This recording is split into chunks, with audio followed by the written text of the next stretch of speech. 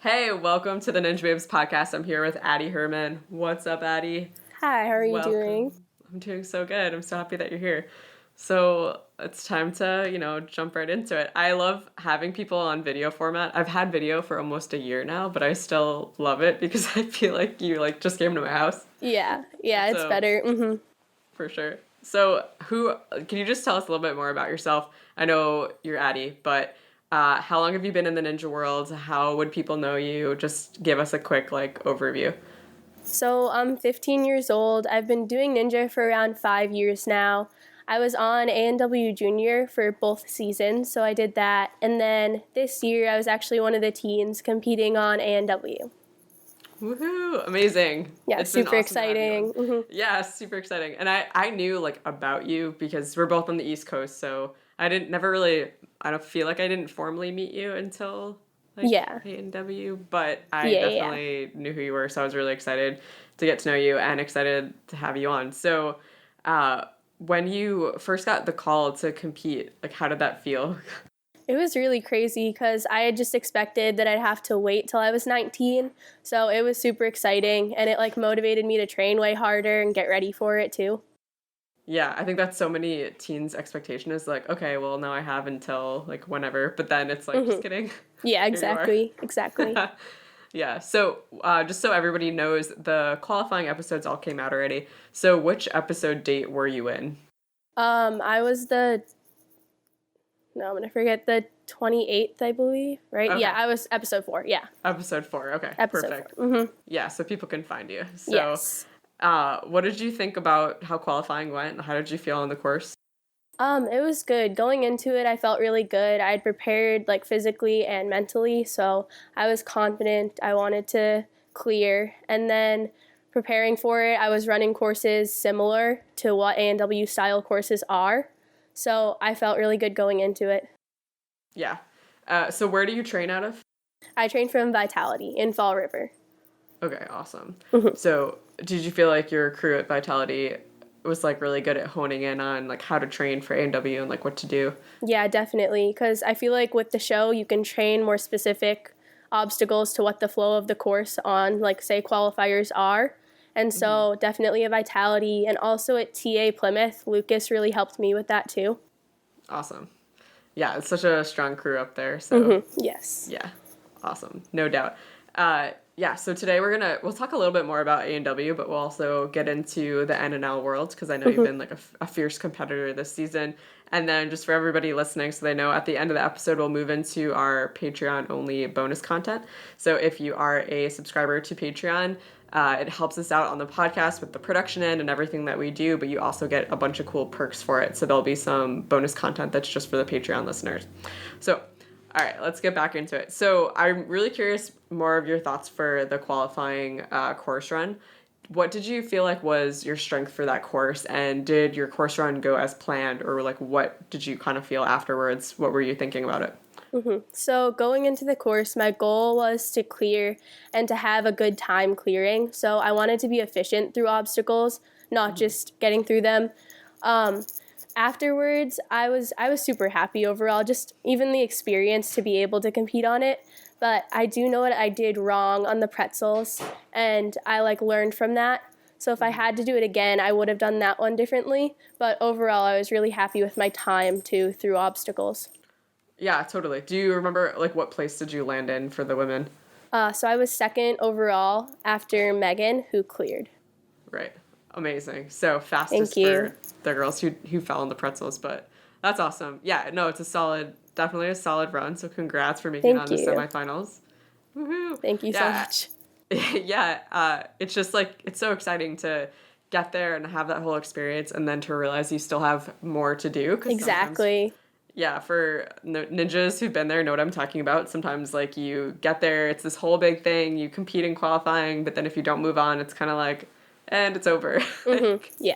It can feel a lot for a short amount of time. But yeah, so moving on to semifinals, I know we can't really talk about it yet. Only the first episode at this point has come out for semifinals. But kind of in this in-between stage between qualifying and semifinals, how did you feel because it already happened, Yeah. How did you feel, and what was kind of your thought process getting ready for semifinals? Well, preparing for semifinals is similar to qualifiers, like remaking the courses to be similar to what they are on the show. But Yeah. they have like specific obstacles for semis that you know are going to be in it, like the wall, the spider at the end, the salmon ladder. So I really Right. worked on like cementing those skills and making sure I had those well done.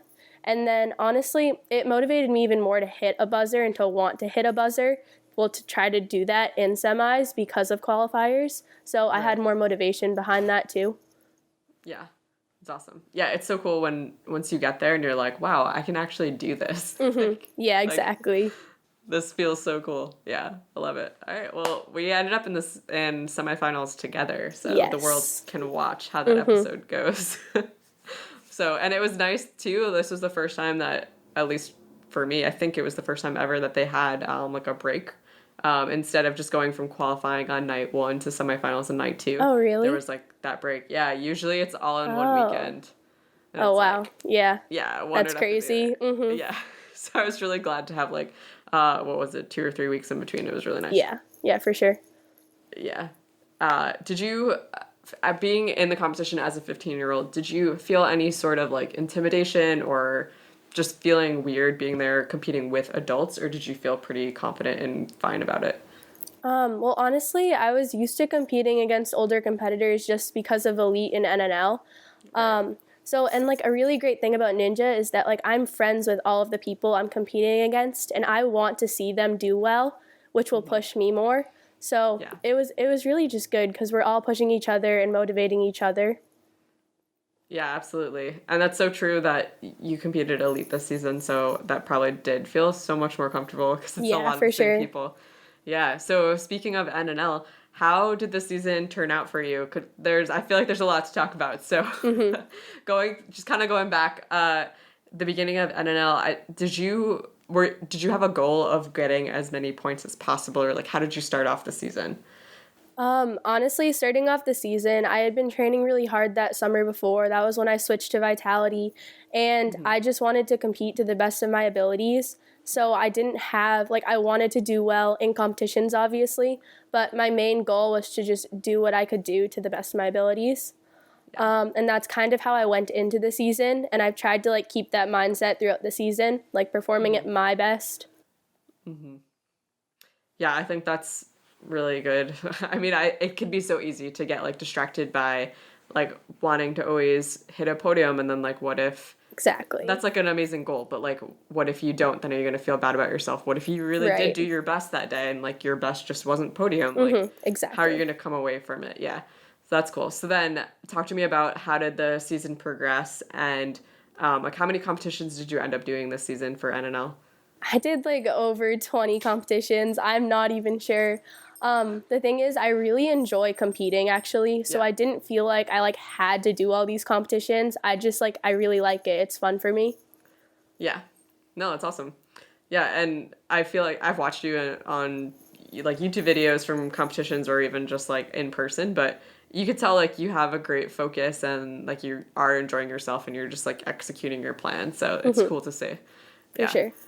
So then a few things like I kind of mentioned on YouTube, you can find some of the, what are they called? The NNL Pro Tournament Yeah, they're challenges. yes. Yeah, so tell me, did they just like contact you and say like, hey, you're one of the top athletes, you want to do this? Or like, how did those happen? So they had to do like a voting thing on Instagram to get Okay. one more person in, and then the rest of the seven they had chosen from last season's like stats or whatever.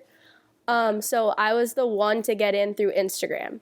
And then, Nice. so then I was in it. And it's honestly been a fun challenge. And it's like gotten me to push myself doing these grip gauntlets and like going until I fail.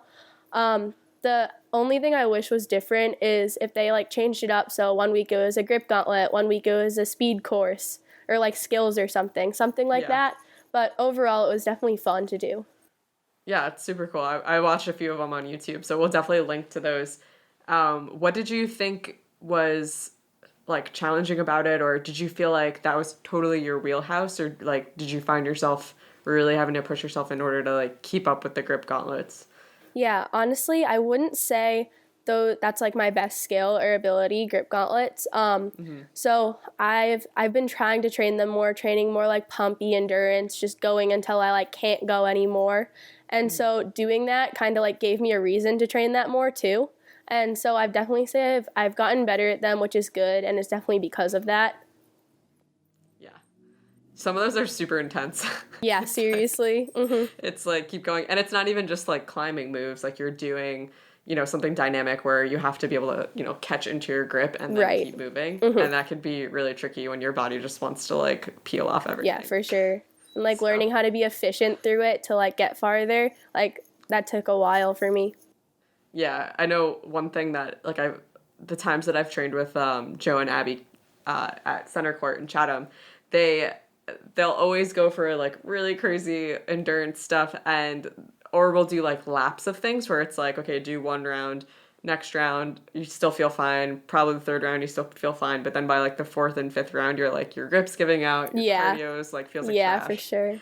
But they're always like really pushing everyone who's there to be like, you think you're tired, but like go as hard as you can for as long as you can, and like this is when it matters, like when your brain is like, no, I really want to stop, like can you keep your grip going? So that's really so cool. true. Yeah, it's cool to see those challenges for sure. So then at the coming towards Worlds, which just happened a couple weeks ago, how did you feel going into Worlds, and what was your expectation? Were you like, I want to, like, what, I don't want to put words in your mouth, you tell me. What was your expectation or like your goal going into Worlds? Going into it, I really wanted to clear courses. That was my main thing. Like I wanted to clear stage 1 and then do my best to clear stage 2. So I made a mistake on the bazooka barrels on 1, but I think going into it, I was more concerned with clearing than like the championship or winning or anything like that. Yeah, it makes sense because like you said earlier, like this whole season you've wanted to do your absolute best, and so I'm sure looking at a course like the stage 1, I'm sure you felt confident in knowing how to complete all those obstacles. Yeah, for sure. So yeah. Was there, when it came to like your strategy for stage 1, what do you feel like was your mistake on the barrels? Was it just like in the moment it didn't feel like how you thought it would, or you didn't execute it the right way? I think I could have executed it better. So my plan all along was to reach out and grab the barrel with my legs, but I didn't get like as far as I could have. So it felt like my legs weren't all the way around it, and that's when I had to readjust, and it went downhill from there. Gotcha. Yeah. Stuff happens on the course. Yeah. It's ninja. It's ninja. Yeah. Well, excellent job. How did you end up then in Worlds for your standings in the end? I think I got 5th. I'm not positive on that. I'm pretty sure I did though. Yeah. I'm pretty sure you're 5th too because I was looking, but no, that's an excellent job. And thank you. To think about the entire season, everything that you put into the whole season, for sure. It's not just that one moment. It's like the entire year. And yeah, definitely. I think you've had quite an accomplished season. So congratulations. Thank you. Yeah. How did you feel about the 20-second time change, like the 20-second add-on for the females at Worlds for Elite? So honestly, I didn't like that. I would have rather it been the same time limit, and even going into it, my plan, like I strategized for the male time limit. Gotcha. So I was trying to move to be able to clear in under that time limit. Yeah. Do you think that haven't like looked back and tried to do the math, but where you ended up falling, did you still have enough time that you think you could have cleared it? So going into the barrels, yes, I think I could have. Going back and looking at it, I think I had around 40 seconds. Wow. That's awesome. Thank you. Yeah. No, I mean, I'm sure it's a huge conversation just about should we make any changes, shouldn't we? So we want to hear everyone's opinion. So I love hearing that you wished it was the same. Like, I really am curious of what everyone thinks. So if you don't have to share anything else about it if you don't want to, but do you have any other thoughts about the concept of making changes between males and females for the course? Or if like NNL did add a time for elites again next year for the whole season, like, would that not be fun for you? Like, what do you think? Yeah, I think I'm definitely in support of not making any separations. I really like competing in the same course. I think it pushes me more as an athlete. with time limit, same thing. Like it pushed me to go faster because I was setting my goal to complete it in that time limit instead. So I think I will perform better if it isn't separated.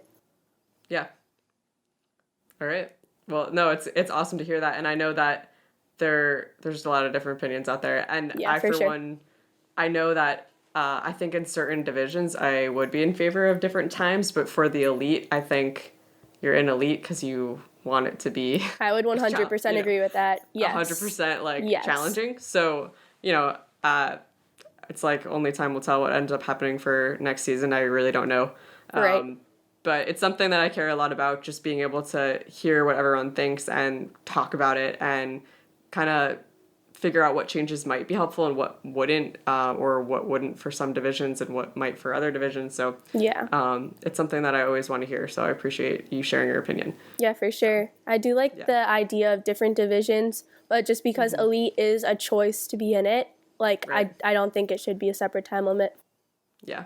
No, that's a very good point. Absolutely. Had one other question about NNL. Are you thinking at all about next season yet, or are you kind of like, I'm on break, not thinking about this? Do you have any goals going into next season? Honestly, I'd say the same thing. I want to clear courses next season, so I'm making that my goal, and I'm like training towards that to be able to have the endurance to clear those courses. Yeah, that's awesome. Sweet. I can't wait to see how next season goes and like what it looks like for you and for everybody out there. But Yeah, it should be fun. yeah, it should be really exciting. What is kind of like during this summer season? Are you looking at anything differently in like your training schedule, or are you just kind of going at it the same as you were before Worlds or like before the summer? Well, I'm definitely going at it like physically the same. I'm trying to go as hard as I can without pushing myself too far. Mentally, I've like really began to notice that you have to be in a good mental state as well as physical to be able to compete well. So, really trying to work on my mental game and like visualizing obstacles, having confidence. I really think that's key to competing. Absolutely. Yeah. I think that's awesome. And one thing that shout out to Megan Budway, one of the things that she was sharing about at Worlds that she does is like when she's planning for a course, she'll literally like write it all down in this one notebook that she has, but she's also not just like writing out her course plan, it's like everything that went right and all the things that like were positive from her experience on that course that day. And so she's able to like look back and track her progress and her goals Yeah. through like her course strategy and then execution. It's like really cool. Yeah, that's a really cool idea. Yeah, I think there's like so many great ways, like you said, to like work on your mental game, and I think everybody should find what makes sense to them, whether it's like just in your head, like thinking through everything, or keeping a journal or whatever. But I think there's like a lot of cool ways to do that. Yeah, I agree with that.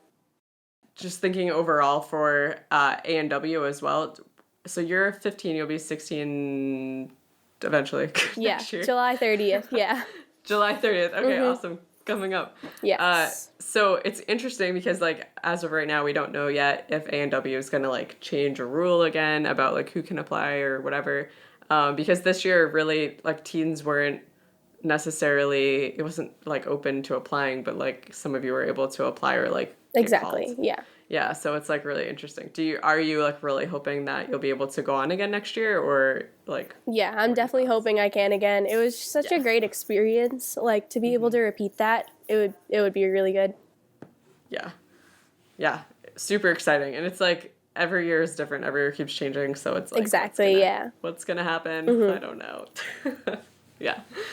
All right, cool. Well, do you have any other thoughts just about NNL or competing or anything before we move on to the bonus content? I don't think so. I think that's it. All right, Yeah. cool. So we've been talking to Addy all about ANW and NNL and what's going on with her training, but we're going to move into some bonus content, which is just for our Patreon subscribers. So if you would like to subscribe, you can head on over to www.patreon.com/Ninjababes. And the point of that is you as a subscriber helps to support everything that happens with the podcast, and you have more say in who we bring on and what we're working on with Ninjababes, and you also help support the budget of Ninjababes and the production of the podcast. So All right. So, Addie, if you could just say goodbye to our regular listeners, because this will be the end of the episode for them, and then we're going to move on. Yes, bye guys, and thank you for listening today. Bye.